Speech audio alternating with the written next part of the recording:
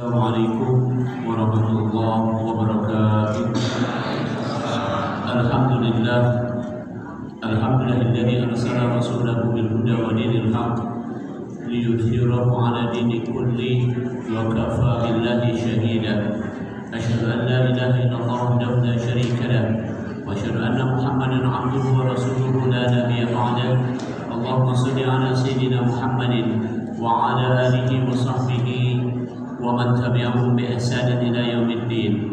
Wa qala ta'ala a'udzu billahi minasy syaithanir rajim. Laqad ja'akum rasulun min anfusikum azizun 'alaihi ma 'anittum harisun 'alaikum bil mu'minina raufur rahim.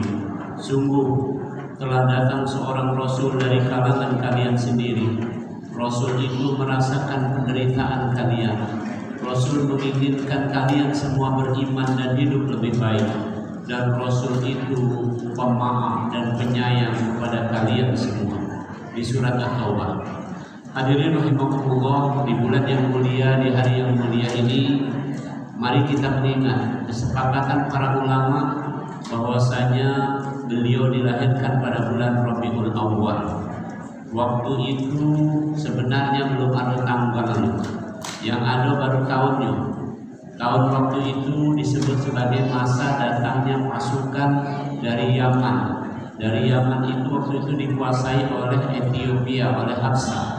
Maka adalah perwakilan dari Habsah datanglah ke Mekah mengendarai kendaraan yang besar-besar yaitu gajah. Maka dikenal dengan tahun gajah. Hari ini kita akan memperingati itu agak secara komprehensif. Aku agak sedikit bingung karena ini banyaknya yang diomongkan.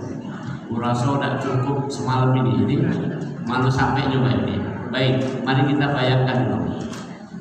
Kira-kira waktu itu adalah tahun 570 Masehi. Tahun 570 Masehi.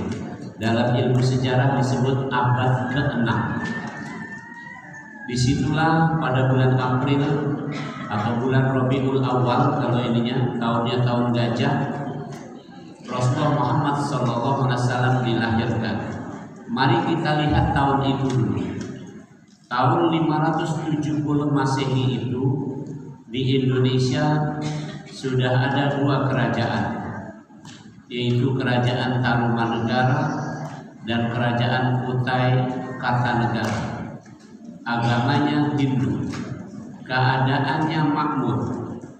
Sampai di Kerajaan Tarumanegara itu pakai mata uangnya adalah emas. Kita perlu membayangkan ini karena ada kaitannya dengan kita. Ini pentingnya peringatan Maulid ini ngapa sampai kita. Saya langsung lompatkan dikit pada waktu masa Sriwijaya, kira-kira abad ke-7, ya tahun 600-an lebih. Ya, pada waktu itu masa kekhalifahan kalau tidak salah Sayyidina Umar. Itu Raja Sriwijaya sudah mengirimkan surat kepada Sayyidina Umar untuk mendatangkan dai ke Palembang ini.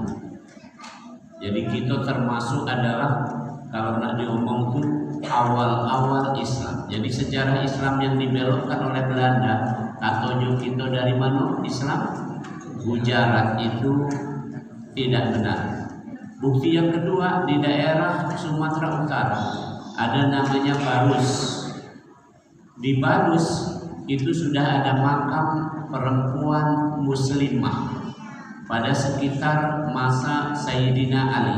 Itu baca dibayangkan, sudah ada makam. Berarti sebelum itu sudah ada wong Islam di Barus. Kenapa Barus terkenal? Karena Barus punya kapur, namanya kapur Barus. Kapur Barus sudah dipakai bahkan menjadi salah satu ungkapan hadis dari Rasulullah Muhammad SAW yang beliau mengatakan mayit dimandikan salah satunya dengan dikasih kapur Barus. Paham ya teman-teman? Ini hubungan sama kita, khususnya hubungan sama Palembang, khususnya hubungan sama Kenten Permai.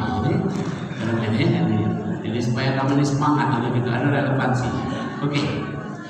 Baik, kita lihat abad ke-6 itu, kita lihat Mekah itu ada persis, boleh dibilang penelitian terakhir mengatakan Mekah adalah bahasa kerennya epicentrum. Ini nanti ada urutannya. Kajian kita tentang Maulid ini posisinya di sini. Mekah itu menjadi epicentrum dunia, bumi. Pada waktu itu Mekah itu dikelilingi oleh imperium, kekaisaran, kerajaan-kerajaan besar. Di sebelah utara mana nih? Sana barat atau utara mana nih? Utara sana nih. Sebelah utara ada Sasan, nama lainnya Persia. Oke, Sasan nama lainnya Persia. Sebelah selatan ada Hafsah. Sana selatan ada Hafsah. Oke. Sebelah timur ada Yaman. Sebelah barat ada Syam, Romawi. Nah, terbayang kira-kira? Di sekitar ini Romawi meliputi daerah mulai dari Eropa Timur, Konstantinopel sampai ke Mesir. Mesir masuk Afrika sebenarnya, tapi dari Syam itu nyebrang karena dari Yordania ke Mesir ada perbatasannya, masih masuk ke. Coba bayangkan, itu peradaban besar-besar kalau agak lebih ke timur lagi ada India, abad ke-6 itu.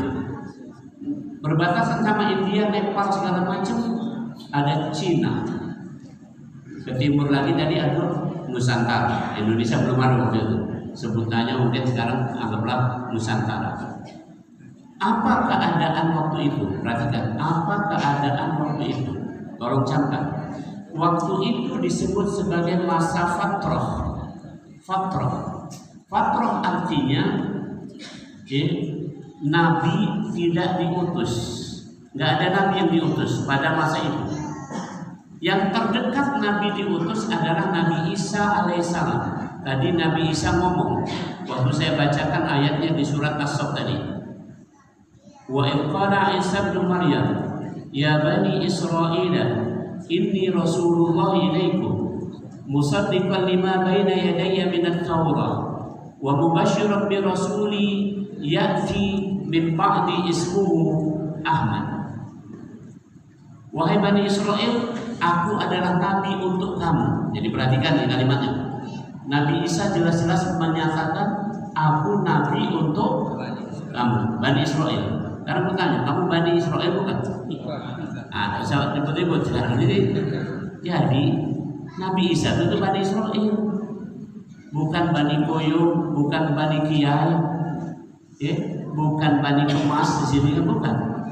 Tapi Bani Israel. Kemudian Nabi Isa mengatakan begini, aku hanya meneruskan Taurat. Setelah Taurat beliau terusannya namanya Injil. Beliau membawa Injil yang merupakan terusan dari Taurat. Nah, adapun setelah aku nanti akan ada seorang Rasul. Bahkan Nabi Isa sudah dikasih tahu namanya Ahmad atau Muhammad. Subhanallah. Maka nama Nabi Muhammad sudah tercantum di dalam Injil. Perhatikan kalimatnya. Sudah tercantum di dalam Injil. Oke, tidak baca, tidak dihapus lagi. Sudah ada di sini. Nabi Isa yang mendeklar lewat. Ada Allah.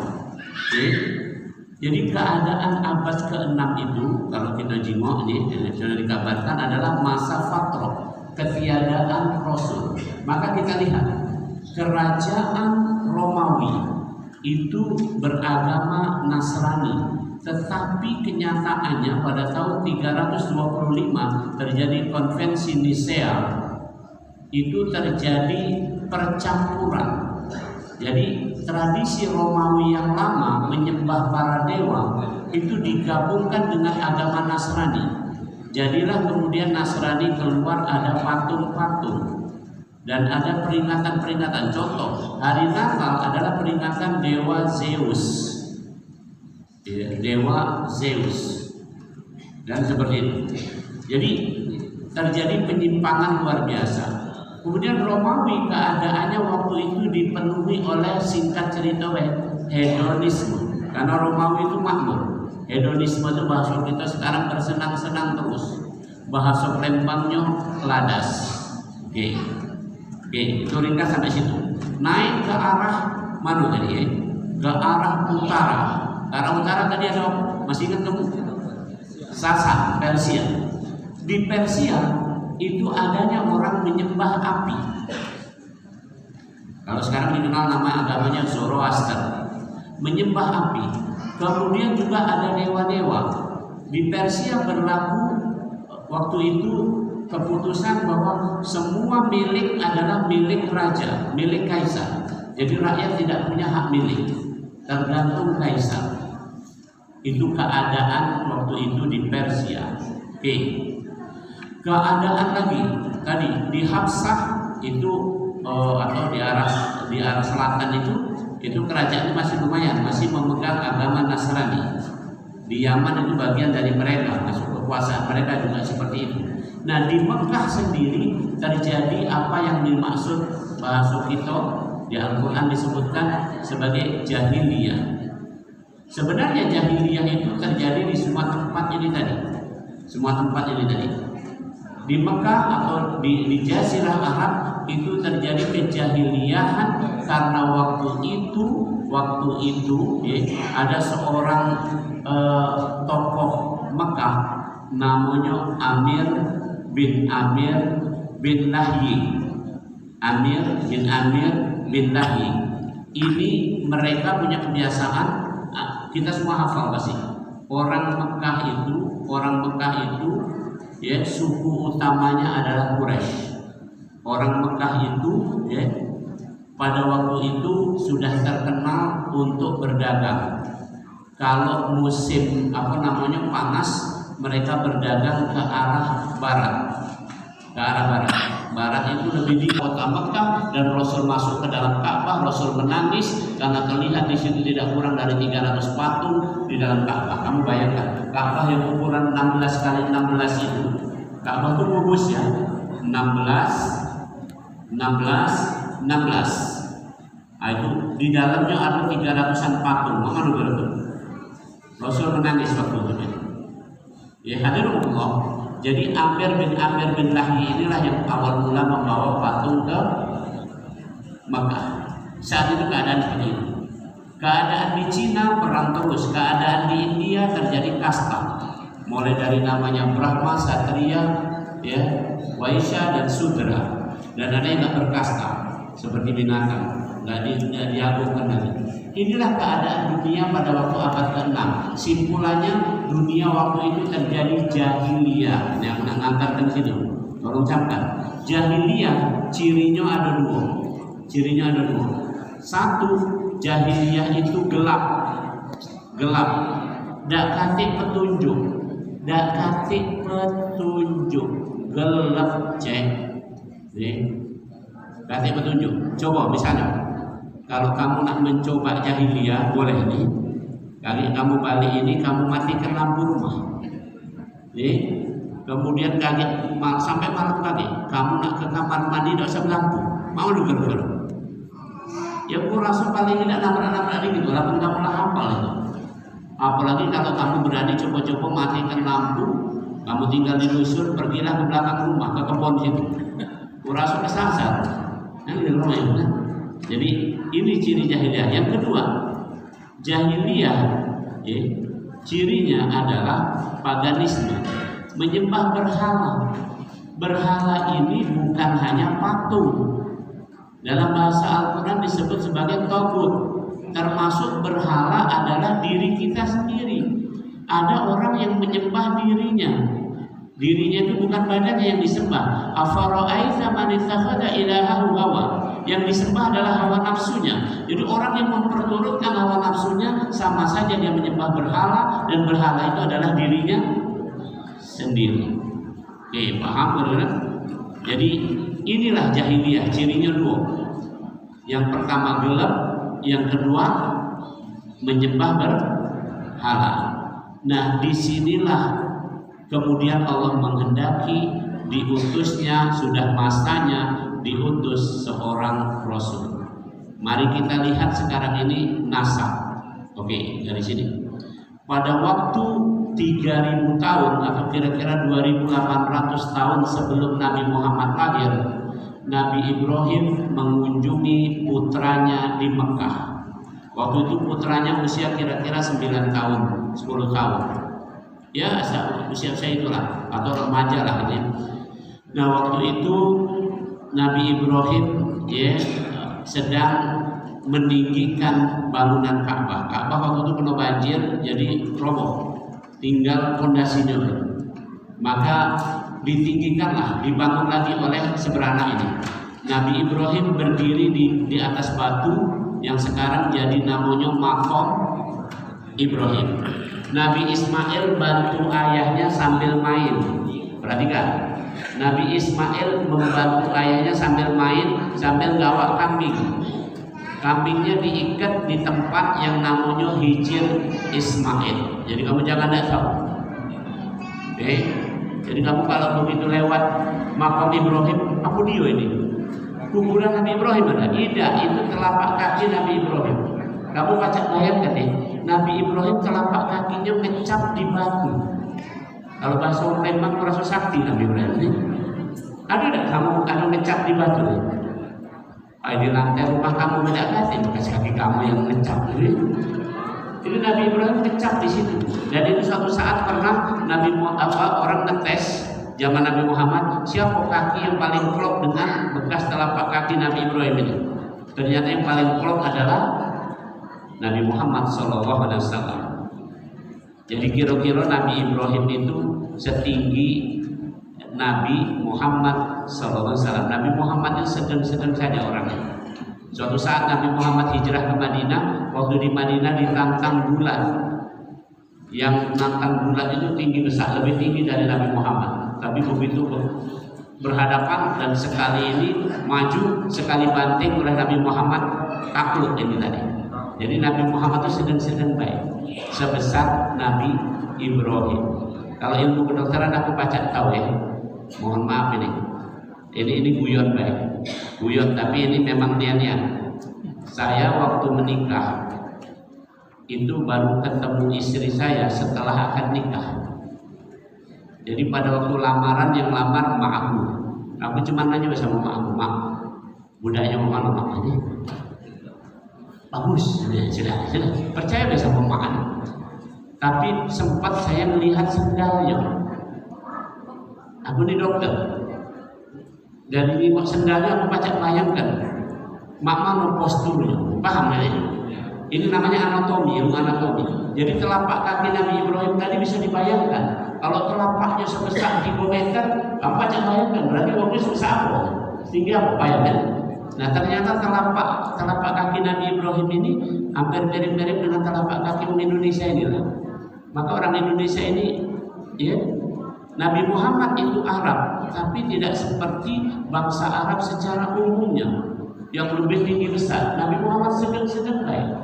Itu digambarkan persis oleh Aisyah radhiyallahu anha.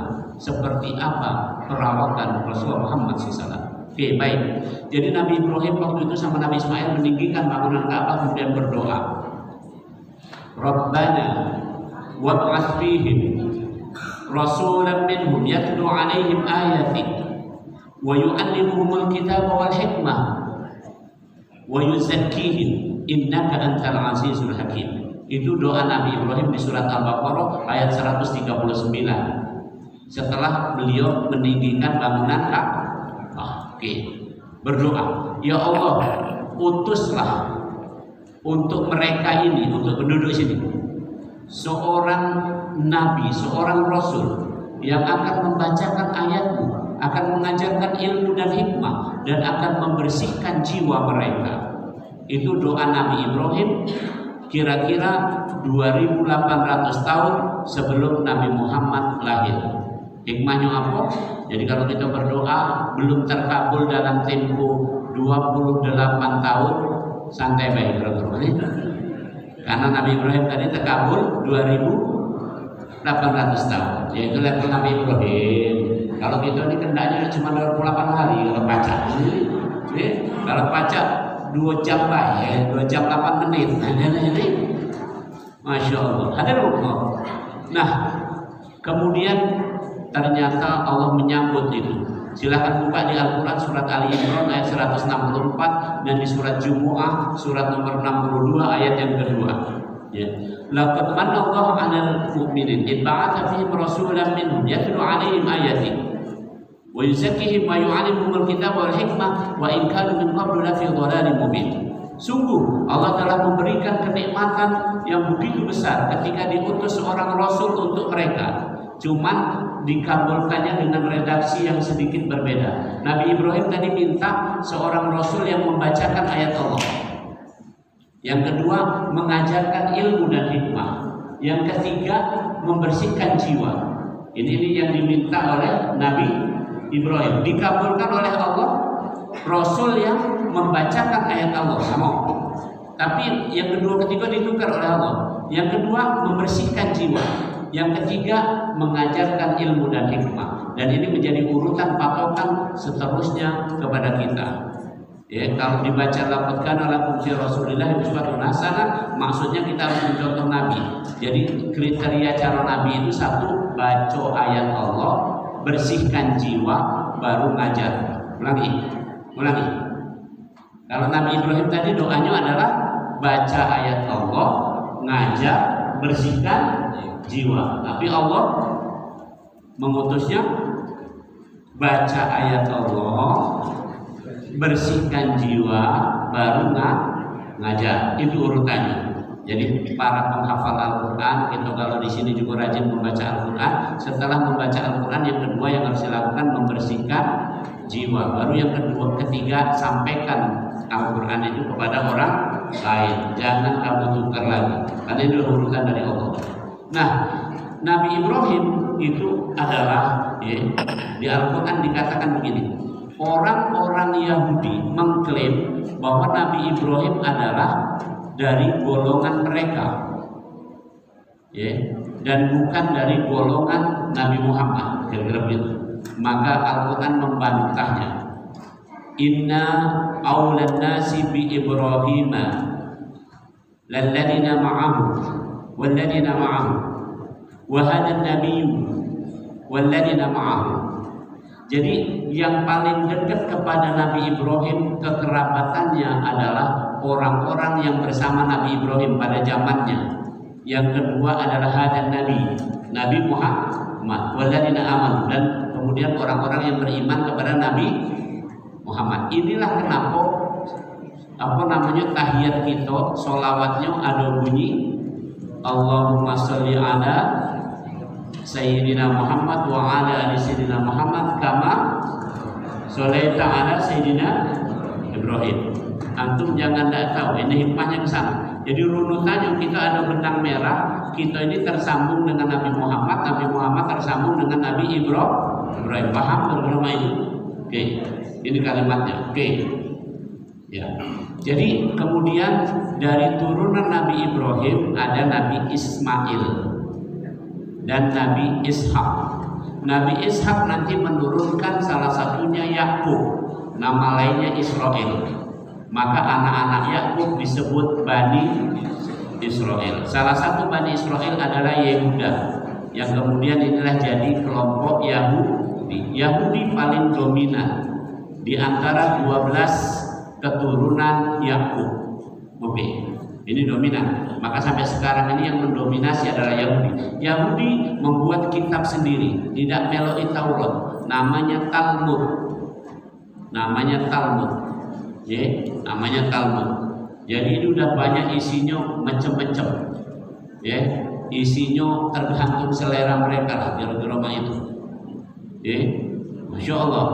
Hadirinullah, dari turunan Nabi Ismail, beberapa turunan kemudian ada seseorang yang menjadi cikal bakal satu di antara dua keturunan Arab. Orang Arab itu ada dua nasab. Satu namanya nasab Koton, disebut sebagai Kotoniyah, orang Kotoniyah. Yang kedua nasab adalah nasab Adnaniyah. Nah, salah satu keturunan Nabi Ismail adalah Adnan. Jadi kalau kamu punya nama Adnan, berarti kamu sambung aja dengan dipanggil Muhammad, boleh juga dipanggil Ismail. Ke pucuknya Ismail, ke bawahnya Muhammad. Nama kamu Adnan. Oke. Dari Adnan ini turunlah ke bawah, banyak keturunannya. Saya bacakan yang kira-kira menjadi titik tertentu saja.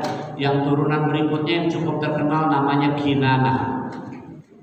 Hidupnya sekitar di daerah Yaman situ. Kinanah.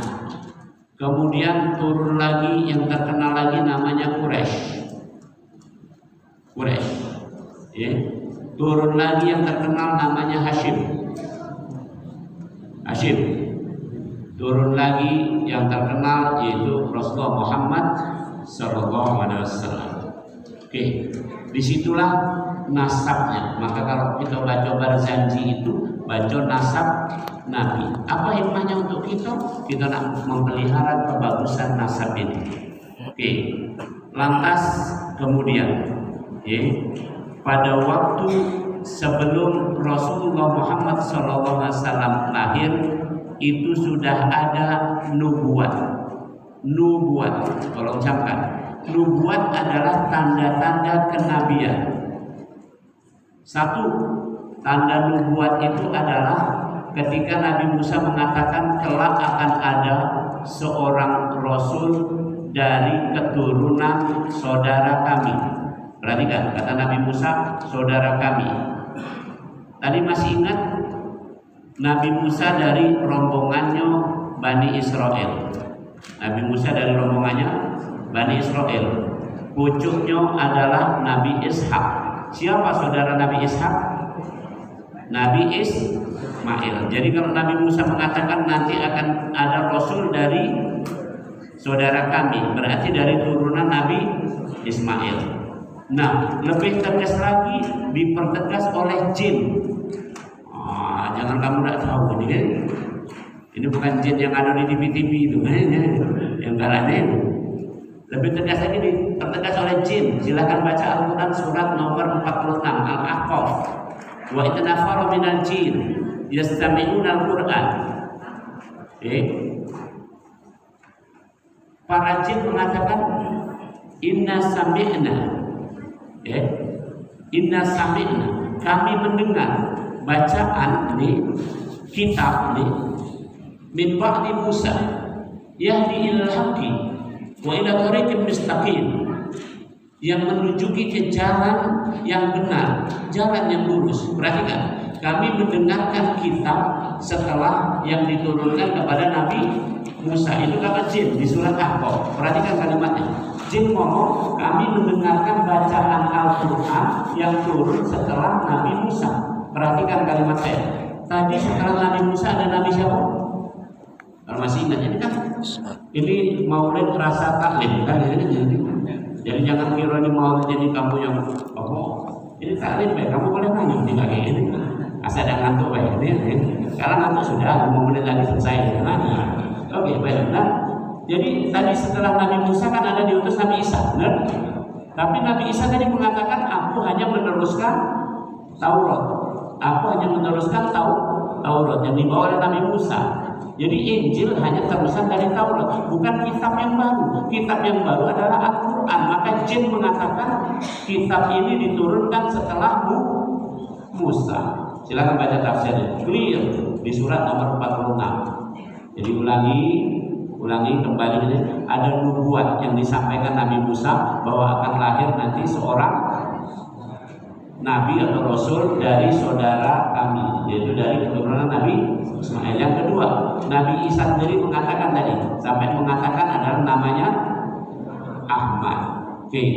Kemudian ada nubuat yang lain lagi, ketika Nabi Muhammad lahir itu api yang 1000 tahun tidak mati, api Persia. Di Persia itu ada kuil yang paling besar. Di situ tinjuk api itu yang disembah. Itu api. Kalau zaman kita di kita ada sekarang ini. Kamu kalau kita nak ada pekan olahraga nasional, itu kan api dibek dari gunung mana? Di daerah sana, di Jawa sana. Yang katanya api abadi itu.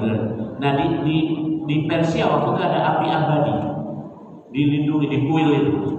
Pada waktu Nabi Muhammad lahir, api itu padam. Kemudian Raja Sasan lagi duduk di singgasana pecah agama ini. Nih, ini goyang. Apa namanya? Singgasana digoyang. Kemudian pilar di depan itu kan kerajaan ada pilar-pilar lainnya. Rumah kamu yang besar-besar itu. Pilar ini roboh pilarnya. Kemudian ada danau di situ. Di dekat di kerajaan Sasan itu ada danau besar, kering danaunya. Pada waktu Nabi Muhammad surut, hampir kering. Subhanallah. Itu tanda-tanda nubuat kira-kira. Masih banyak lagi tanda-tanda yang lainnya. Oke, baik. Dan kemudian kira-kira hari Senin, bulannya Rabiul Awal tahunnya gajah itu lahirlah seorang anak laki-laki. Saking senangnya paman beliau, laki-laki ini adalah anak dari Abdullah. Abdullah itu sudah meninggal pada waktu habis berdagang dari Syam. Abdullah mampir. Pas sampai di Madinah, Abdullah meninggal. Saat itu Aminah sedang hamil. Aminah di Mekah sama Abdullah ditinggal di sini. Nah, Abdullah kan biasa dari Quraisy kan berdagang tuh. Nah, berdagang dari Syam, pas balik kan Syam itu arah barat sana. Dari Syam itu ke arah timur itu melewati Madinah dulu. Dari Madinah baru ke Mekah. Jadi begitu sampai di Madinah, Abdullah ini meninggal. Waktu itu di Mekah Aminah sudah hamil dan melahirkan tadi Muhammad yang kecil ini tadi. Maka si bayi kecil ini lahir sudah ada kafir bapak, paham begitu. Begitu lahir Abdul Muthalib dapat ilham kakeknya nunjuk nama yang tidak umum, belum pernah ada nama itu. Nunjuk nama Muhammad. Tidak kafir nama Muhammad tadi, tidak kafir. Tapi dia tahu artinya yang terpuji karena orang Arab sana tahu begitu. Sama dengan kita kan, nunjuk nama siapa misalnya ini Budi, ini Iwan, oke. Jadi nunjuk nama Muhammad, nama yang tak lazim. Nah, waktu begitu itu lahir, paman beliau salah satunya namanya Abu Lahab. Itu gembira dia. Dikasih tahu oleh pembantunya, wahai Tuhan, Aminah sudah melahirkan bayi laki-laki. Gembiranya sampai akhirnya Abu Lahab membebaskan budak. Ini Abu Lahab. Pada waktu Nabi Muhammad lahir dia bergembira. Inilah dalil untuk kita maulid salah satunya. Maka kelak Rasul bersabda, pada hari kelahiranku siksa Abu Lahab diringankan. Perhatikan kalimatnya. Pada hari kelahiran beliau, siksa Abu Lahab diringankan. Beliau lahir hari Senin. Berarti setiap hari Senin libur itu siksaan Abu Lahab. Coba bayangkan, gara-gara Abu Lahab bergembira dengan lahirnya Nabi Muhammad. Nah, kamu tuh gembira apa tidak? Abu Lahab bukan Muslim, tidak meloi agama keponakannya ini tadi. Kita Muslim. Kalau Abu Lahab yang bukan Muslim lagi dapat keringanan, dapat dispensasi, dapat yang keren lah pokoknya. Apalagi kita yang Muslim. Maka jangan buru-buru kita ngomong peringatan Maulid bid'ah. Dikit-dikit. Silakan baca nanti surat 46. Ma kuntu bid'ah minar rasul. Tuduhan bid'ah itu bukan hanya tuduhan kepada kita, Nabi pun dituduh bid'ah. Maka dibantah di Al-Quran di surat nomor 46. Ma kuntu bid'ah minar rasul. Aku adalah seorang rasul yang bukan bid'ah. Artinya Nabi Muhammad meneruskan tauhid sejak dari zaman Nabi Adam sampai seterusnya. Nabi Muhammad sholat sebagaimana dulu Nabi Ibrahim juga sholat. Kira-kira. Cuman yang beda waktu dan jumlah rakaatnya. Sama-sama. Oke. Lahirlah waktu itu Muhammad yang kecil tadi ditunjuk nama Muhammad. Abu Lahab gembira. Ini poin-poin ini yang kita tolong tangkap. Oke. Nah, kemudian lazimnya di Mekah waktu itu bayi yang lahir itu disusukan kepada perempuan yang lainnya. Maka pertama kali hari-hari awal disusui oleh Suwaibah. Suwaibah adalah pembantunya Abu Lahab. Jadi saking senangnya Abu Lahab tadi sampai pembantunya disuruh, kamu susui dulu ponakan aku, ponakan aku, kamu susui dulu. Nah, maka kemudian saat itu datang kebiasaan dari arah sekitar Taif, dari kampungnya Bani Sa'ad, datanglah serombongan perempuan ke Mekah untuk nyari upahan menyusui. Perhatikan kalimat saya, menyusui itu diupah. Ada di Al-Quran di surat An-Nisa, silakan dibaca. Atau di surat Al-Baqarah juga ada bahwa menyusui itu diupah. Maka kenapa orang-orang perempuan Bani Sa'ad pergi ke Mekah waktu itu? Karena di tempatnya, di kampungnya lagi paceklik. Tahu paceklik?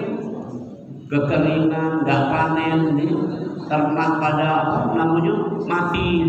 Maka paceklik itu si perempuan-perempuannya disuruh ke Mekah untuk menyusui bayi di Mekah. Maka bayi-bayi di Mekah ini jadi rebutan mereka. Rebutan dari yang mana dulu? Dari yang ada bapaknya dulu. Perhatikan kalimat saya ini. Dari yang ada bapaknya. Kenapa? Kalau ada bapak berarti kaya. Kakek bapak berarti butuh. Paham dulu? Ini dia kisahnya. Jadi maka dapatlah bayi-bayi yang lain tadi sudah dapat kalau. Termasuk waktu itu sudah tampaklah Muhammad yang kecil ini tadi terjingok oleh Halimah. Salah satu dari betilan itu namanya Halimah. Halimah daksir. Tidak kakek bapaknya budak ini. Halimah pun tidak kalah Halimah. Nah akhirnya Halimah nyari yang lain juga lagi. Yang lain sudah dapat nama, tinggal Halimah tidak dapat tadi. Kasih alternatif lain. Yang ada budak ini tadi, si ini tadi. Nah budak ini lagi malu ini. Sudahlah gara-gara main. Perhatikan kalimatnya. Ya, ini persis kejadiannya seperti yang disetting oleh Allah tentang Nabi Musa. Waktu Nabi Musa lahir, kata Allah, kanyutkan dia. Karena sekarang raja sedang nyari, Fir'aun sedang nyari siapapun anak laki-laki dari Bani Israel yang lahir, bunuh. Maka kanyutkan, ada di Al-Quran. Kaita perra'ainuha, sampai disebut itu. Tenanglah wahai ibu Musa, nanti akan kembali kepadamu supaya air matamu tidak menetes lagi. Nabi Musa dikanyutkan di wadah bayi itu. Waktu dikanyutkan, ya cara Allah, tidak kanyut bebas sampai ke daerah mana, Sungsang sana tidak. Kanyut itu kok mampir ke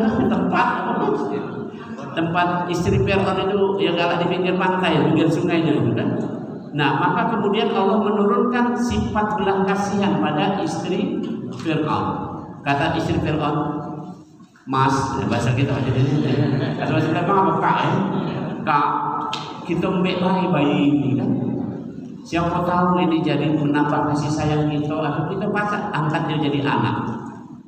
Tadi Fir'aun itu curiga sebenarnya. Jangan-jangan ini adik yang Bani Israel tapi kata bininya tadi. Nah sama, saat itulah ditanamkan ilham kepada Halimah. Tolong camkan ini. Itu ada dalam kisahnya. Halimah mendapat ilham, kamu susui budak kecil itu walaupun yatim. Yatim berarti kan membayar ala kadarnya. Mana mampunya kakeknya.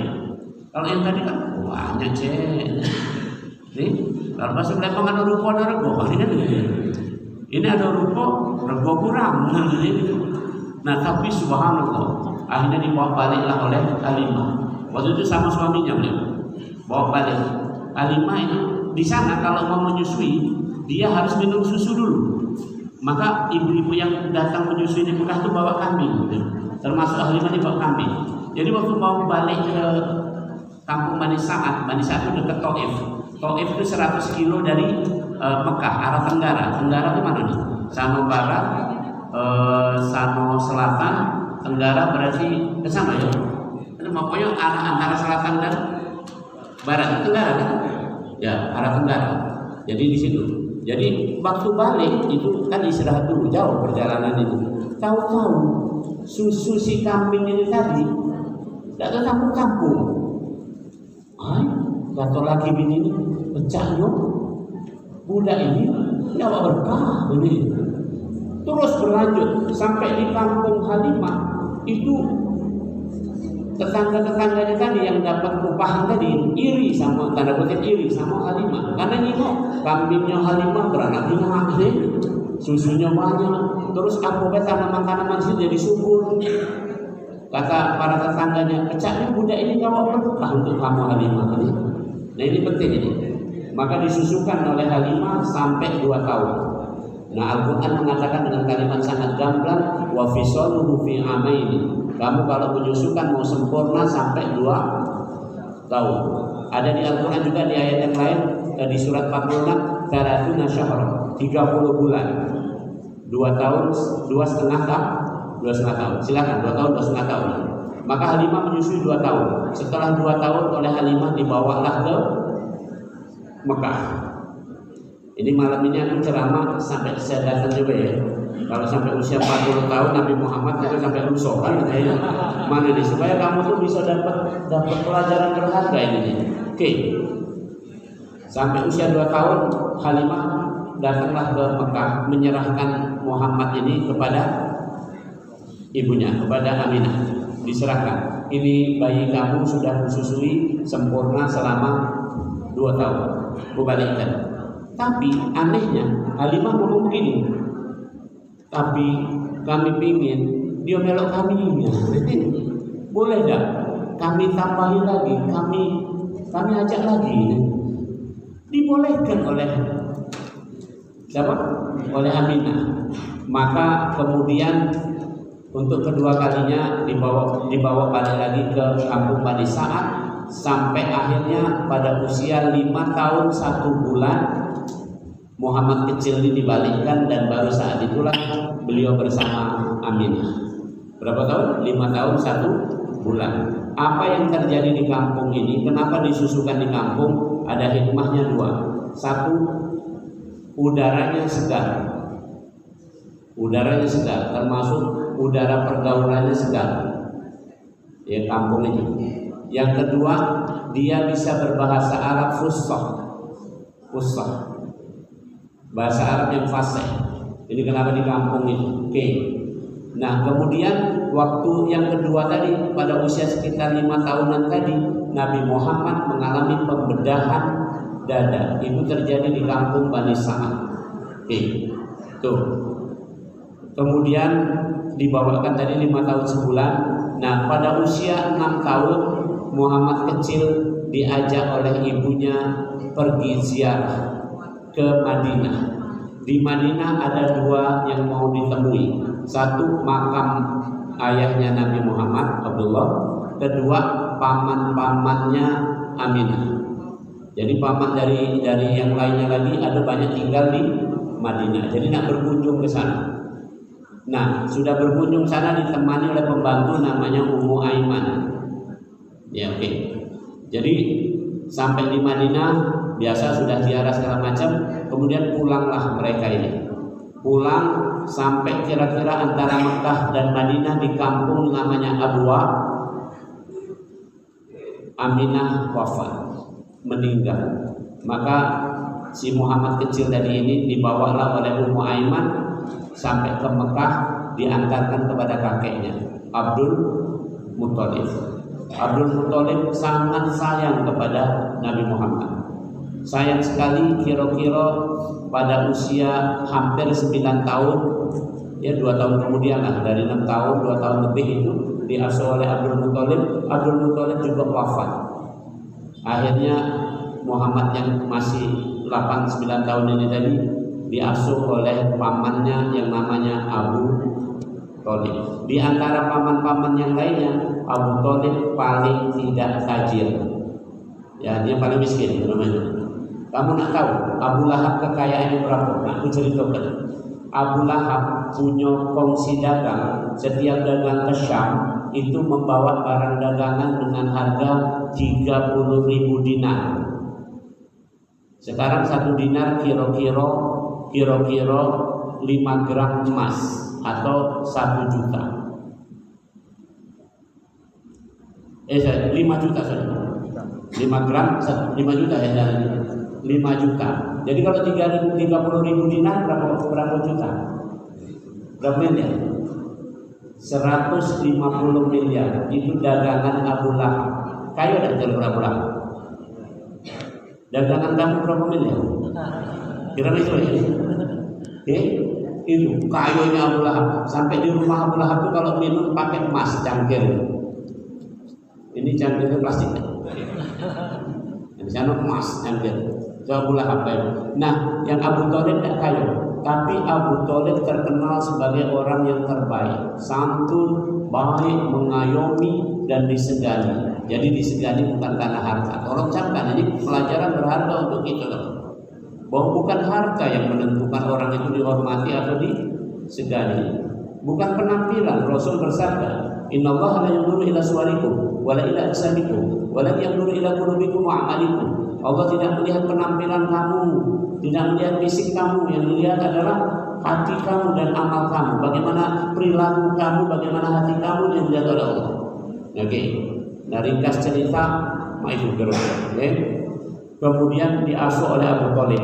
Ini dibawa oleh Abu Thalib pada kira-kira usia 9 tahun. Di tempat Abu Thalib gaweannya Nabi Muhammad itu menggembala kambing. Disuruh menggembala kambing. Nabi pernah bersabda, tidak ada satu orang Nabi pun kecuali dia menggembala kambing. Jadi kalau kita punya kurikulum pendidikan, itu harus kenal anak-anak itu dengan kambing, gitu. Dan harus menggembala kambing. Saya cukup beruntung, alhamdulillah, ayah saya, almarhum ayah saya waktu itu saya masih SD, masih kecil, saya disuruh menggembala kambing. Jadi aku merasakan mana menggembala kambing itu, aku merasakan memang repot, macam-macam dia tingkah laku kambing macam-macam. Jadi kalau sekarang ini aku berdakwah ini ceramah ini aku paham sama kamu ini bukan berarti kamu kambing ya, paham kalau ada yang ribut-ribut, ada yang tak keluar segala macam paham, ada yang bebalat segala macam paham, karena itu macam-macam. Aku sempat kisah sekilas saja. Saya sempat waktu itu sudah saya memelihara kambing, jago kambing, tapi waktu itu saya dapat 2 tugas. Satu memelihara kambing, yang satu lagi kata bapak saya mau pergi sebentar, tolong dijaga tuh kebun yang jagung lagi ranum-ranumnya, lagi tumbuh, belum berbuah lagi daun-daun itu. Jadi namanya budak, aku bilang budak, jago kambing itu kan, sama suruh jago kebun jagung ini kan, main aku kan ini. Rupanya kambing dilepas, makan jagung itu tadi, daun jagung tadi makan habis 1 petak gitu kan. Dengan kambing yang banyak itu habis 1 petak. Bapak aku datang, aku kena marah itu, ingat ya Nabi masih kena marah. Kamu lalai sudah jadi. Aku mikir, wah nih budak kan kita masih kan, tapi kesan itu. Maka setiap Rasul menjaga kami. Nah kemudian pada umur 9 tahun Nabi Muhammad merengek minta kepada Abu Thalib untuk diajak berdagang ke negeri Syam. Maka ikutlah. Sampailah di daerah sebelum Syria ya. Masuk Syria sekarang mungkin. Namanya Basrah. Sampai di Basrah, dari kejauhan itu ada pendeta yang ngamati. Nama pendetanya Buhairah. Dari tempat gerejanya itu kan. Dari tempat, kalau sekarang bukan gereja baik, itu seminari juga, sekolah pendeta itu. Dari situ Buhairah nengok, ada wong berjalan, tapi anehnya di pucuknya ada awan. Meloi, dapat berhenti awannya. Terus dijengok lagi dari jauh, sudah di dekat dengan gereja itu, dengan kuil itu katakanlah. Nah, duduk di bawah pohon. Pohon itu nunduknya di budak itu, bukan di yang tua. Yang tua Abu Thalib, yang kecil tadi budak, nunduk di budak itu. Jadi akhirnya pendeta ini memberitakan diri, dipanggilnya. Ini dijamu, tidak pernah jamu orang ini.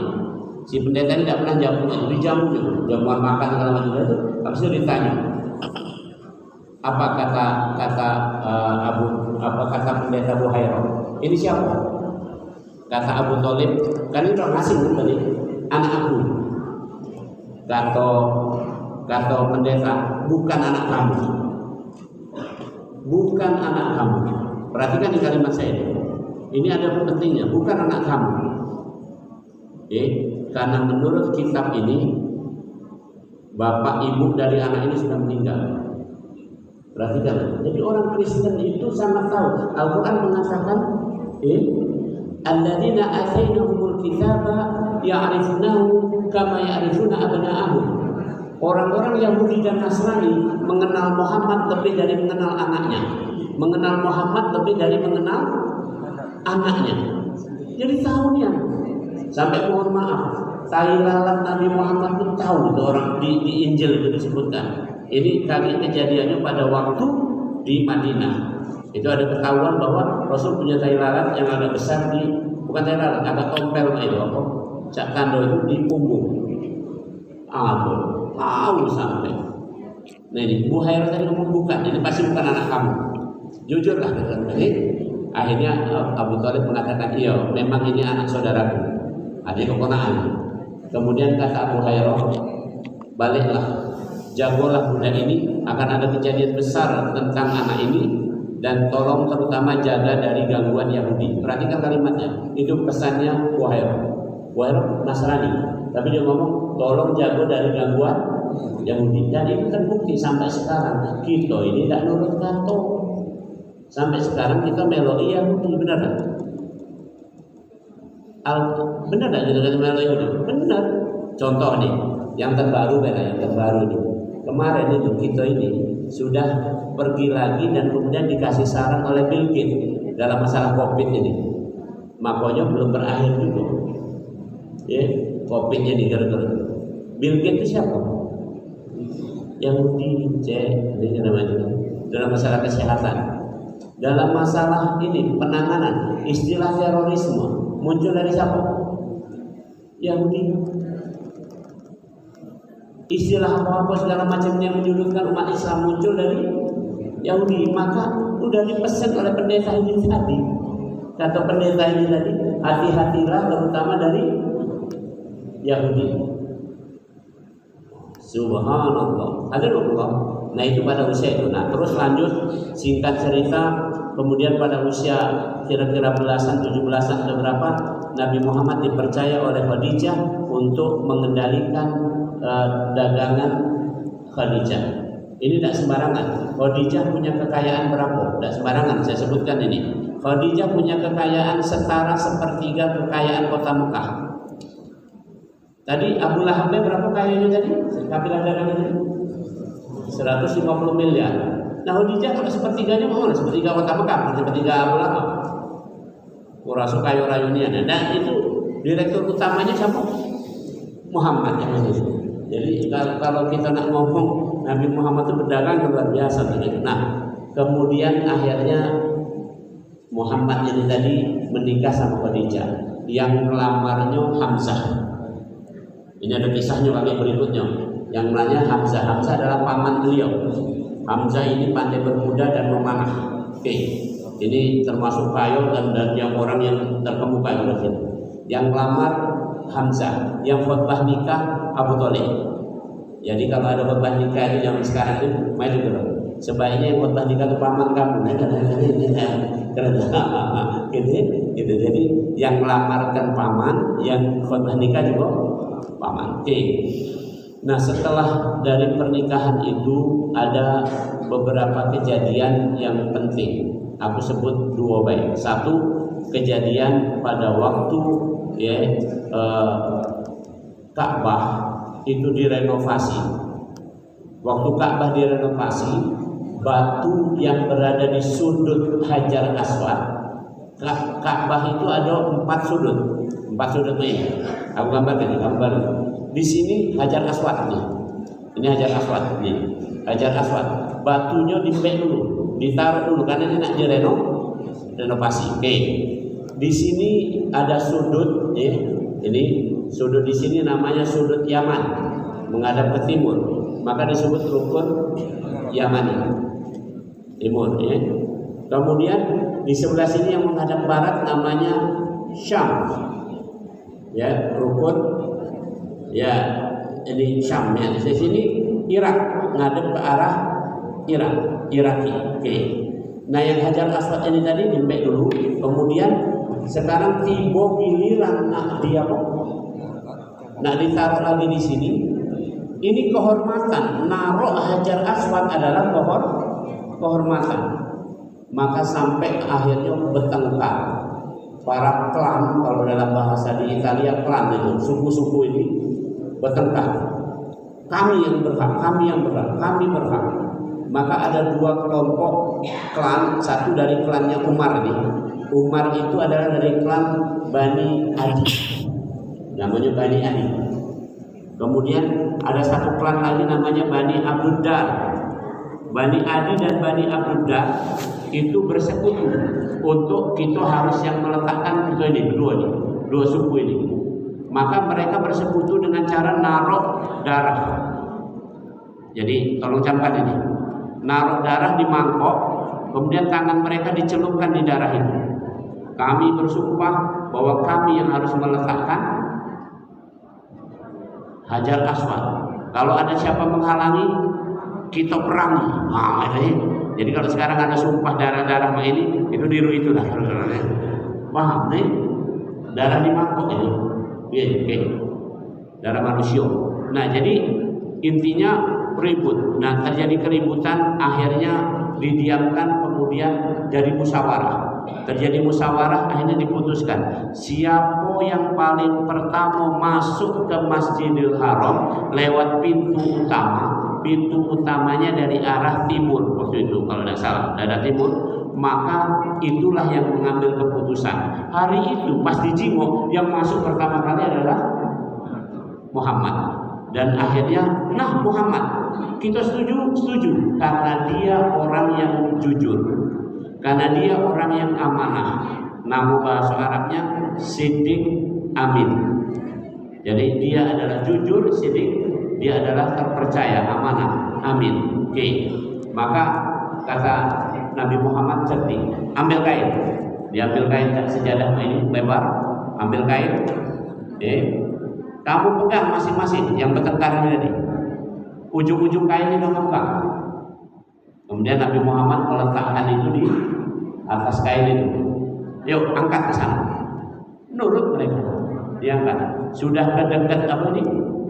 Hajar Aswad, diambil dari Nabi Muhammad, taruhkan lagi ke tempat Hajar Aswad tadi. Maka semuanya lega, tidak terjadi pertengkaran. Saya pribadi pernah mengalami satu hal ya. Ini kisah nyata memang dalam waktu saya waktu itu tugas di Pulau Bangka. Tepatnya waktu itu di Teluk Limau. Daerah di situ ada 3 suku yang selalu 4 suku. Ada 4 suku yang selalu bertengkar di situ. Ada China, ada Buton, ada Melayu, ada satu lagi apa nih? Tapi 3 ini yang dominan. Tiap tahun itu terjadi pembunuhan. Jadi kalau yang dibunuh sekarang dari kelompok ini, tahun depan kelompok ini. Suatu saat saya pas tugas di situ, jembatan roboh. Jadi kita harus bangun jembatan baru. Itu ribut, karena itu juga bergengsi. Jadi kata yang kelompok Melayu, kami yang berhak membangun jembatan. Kata yang kelompok Cina, kami yang berhak. Kata yang kelompok Buton, kami yang paling berhak. Akhirnya mereka waktu itu, karena saya dokter mungkin yang di Jimo itu, jadi sama Pak Kepala Kampung datang ke saya, Pak Dokter ambil keputusan, Pak. Mak mano kita nak bangun jembatan itu. Akhirnya saya ambil keputusan, yang Melayu nggawa perlengkapan, yang Cina menyediakan makanan, yang Buton yang begawi. Kan ini besar ngomongnya kan dari Sulawesi Tenggara. Aku melok begawi juga, saya ikut bekerja.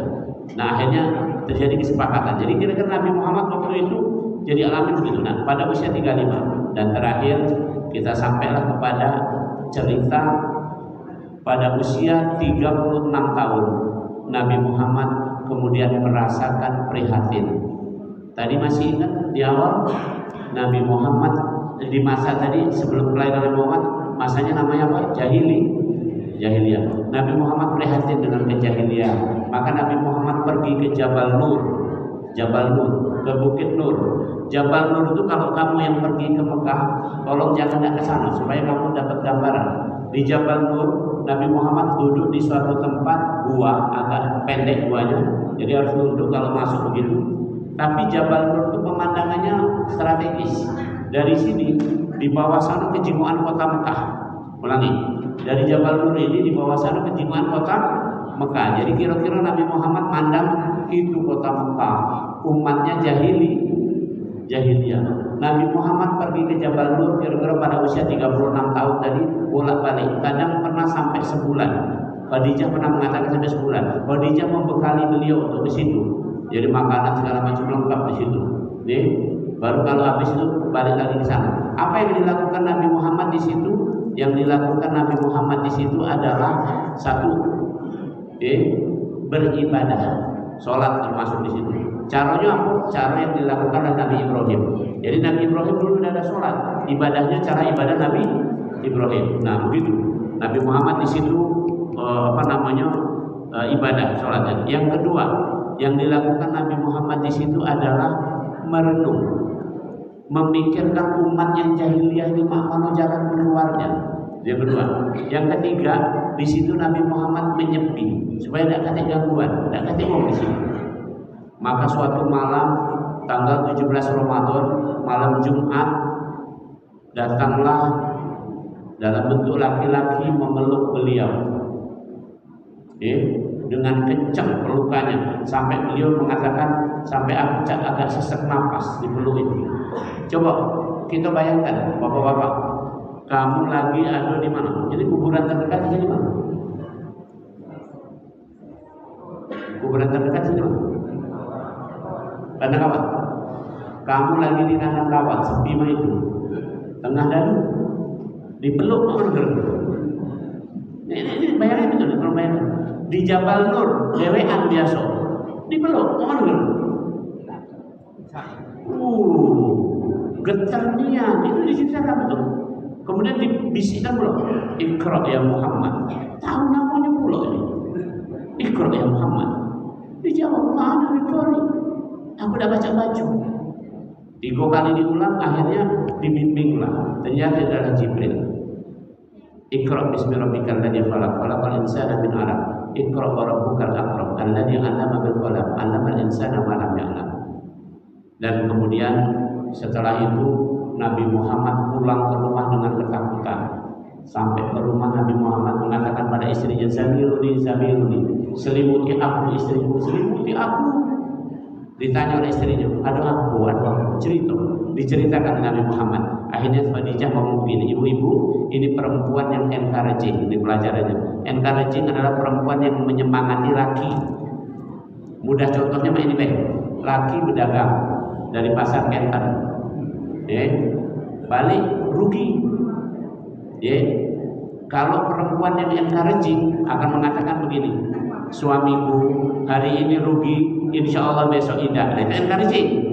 Tapi kalau perempuan yang discouraging, suamiku memang kamu lolo, udah baca berharga. Jadi Nabi Muhammad pulang tadi, Zamiluni ketakutan tadi diselimuti, dipeluk, diselimuti oleh Khadijah itu tadi. Kemudian suruh cerita, akhirnya Khadijah ngomong begini, tidak akan mungkin Allah mempermalukan kamu selama-lamanya, karena kamu adalah orang yang baik, orang menyambung silaturahim, kamu menolong orang yang kesusahan, kamu menolong atas dasar kebenaran. Maka yang terjadi kepadamu adalah sesuatu yang bukan berbahaya, dan sesuatu yang terjadi pada kamu bukanlah dari karena masalah kesambet. Ini benar disebutkan, bukan dari jin, karena Khadijah tahu Muhammad ini bukan sembarangan, suaminya bukan sembarangan. Kan bisa baik, bininya langsung ngomong, jangan sambat kamu ini. Ini bukan itu. Maka kata Khadijah, besok kita pergi ke tempat sepupu aku. Maka besoknya pergi ke tempat sepupunya, namanya Waraqah bin Naufal. Waraqah bin Naufal ini adalah pendeta.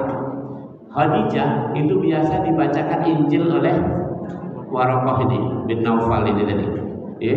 Jadi Waraqah ini biasa membacakan Injil banyak. Kalau Khadijah bukunya satu dibacakan, diceritakan ini.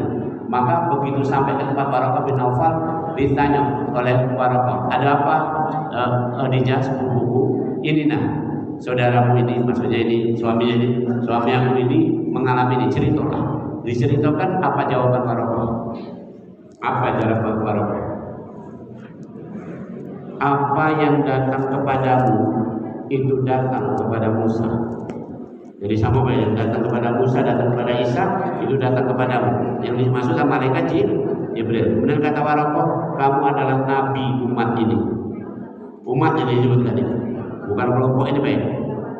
Dan kamu nanti akan dimusuhi, diperangi, dan diusir. Nabi Muhammad gak terlalu aneh kalau dimusuhi, diperangi, tapi diusir beliau aneh. Akhirnya nanya, benar suatu saat nanti apakah diusir? Kenapa? Karena tadi masih ingat, jadi ini ada runutannya. Tadi saya sudah menyampaikan apa gelar beliau tadi, Siddiq dan Amin kan? Al-Amin, As-Siddiq adalah orang yang jujur, orang yang dipercayai.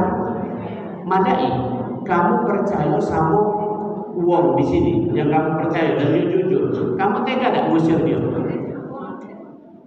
Nah maka Nabi Muhammad aneh. Kenapa aku diusir? Kalau dimusuhi tidak aneh, tapi diusir aneh.